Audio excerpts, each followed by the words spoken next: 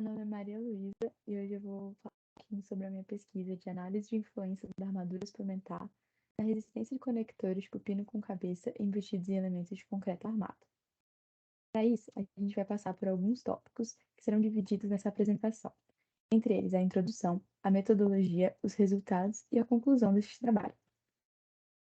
Com a introdução, a gente fala um pouco sobre a ancoragem, que seria a metodologia mais usual de união dos elementos de concreto armado. Esses elementos são unidos por meio de barras que são embutidas no outro elemento.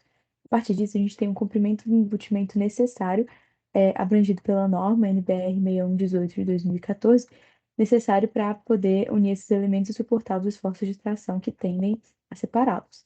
Os métodos usuais, mais consolidados em cálculo, são representados por elementos retos, barras retas, ganchos e dobras. Porém, apesar de sua fácil execução no geral e consolidação em cálculo, as limitações geométricas dependendo da obra e o congestionamento na hora da concretagem podem dificultar a vibração, que é o caso que está aqui atrás. E por isso torna-se necessário o estudo de outros métodos de ancoragem não convencionais, como os aqui de cima. Dentre os métodos de ancoragem não usuais estudados, existem os pinos com cabeça, que são os métodos que são utilizados neste trabalho.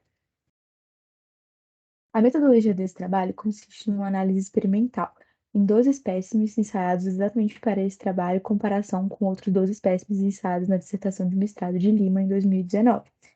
O objetivo deste trabalho seria a análise comparativa dos espécimes com e sem armadura suplementar, para analisar assim a influência da armadura suplementar na resistência do cone de concreto dos pinos com cabeça, embutidos em elementos de concreto armado submetidos a esforços de tração. Os parâmetros analisados foram a carga última atingida dos espécimes, a deformação das armaduras suplementares e o deslizamento dos conectores. Os 12 espécimes ensaiados para esta pesquisa têm as mesmas dimensões dos espécimes de Lima. A única diferença é exatamente a armadura suplementar.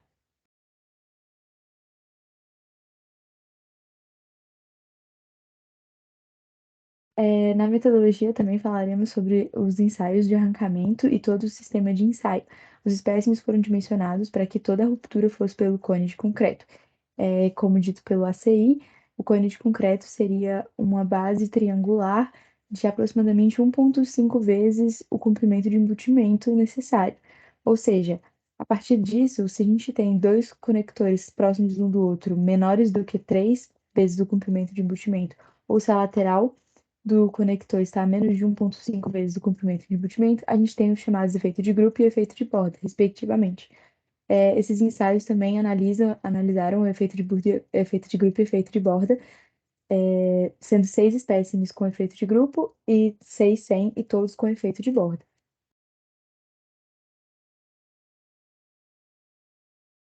Aqui a gente mostra um pouco o sistema de ensaio. Foram realizados ensaios de arrancamento direto nos conectores, em que cada espécime teve 2 conectores, sendo a razão entre eles variada de dimensões e todas as dimensões das armaduras, tanto dos conectores quanto das armaduras de flexão. E por fim, a gente pode passar para os resultados experimentais que a gente teve. Passando aqui rapidinho, a gente pode ver os comprimentos. O BW seria a base, né, a largura dos espécimes, que são iguais nas duas séries, e as características de cada um relativas às séries. O grupo 3 e 4 serão os ensaiados por este trabalho, e o grupo 1 e 2 são os ensaiados por Riemann em 2019.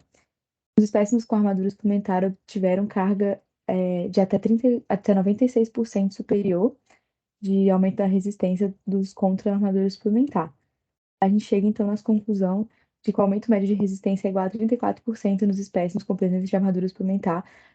Alguns casos foram eliminados, como o caso de 96%, por conta de inadequações. Naquele caso, o conector estava ancorado na armadura de flexão, de forma que os resultados não são confiáveis, e os resultados confiáveis obtiveram resistência média de 34% em aumento.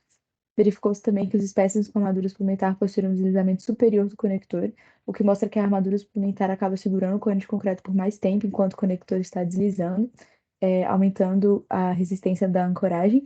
E a gente pode constatar, então, como finalização desse trabalho, que a armadura suplementar pode ser um grande aspecto de aumento da resistência à ancoragem, uma conexão.